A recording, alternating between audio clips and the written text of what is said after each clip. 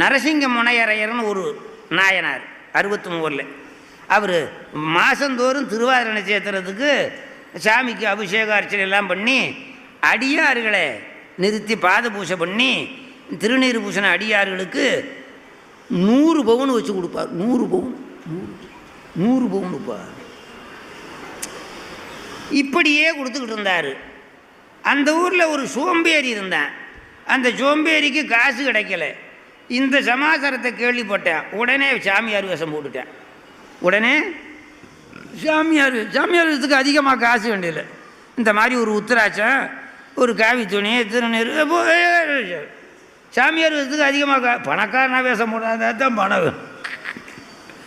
அப்படி சாமியார் வேஷம் போட்டு அந்த சாமியாரெல்லாம் அந்த நரசிங்க முனையர் பூசை பண்ண இடத்துல அந்த சாமியாரோட நின்றுக்கிட்டு இருந்தான்.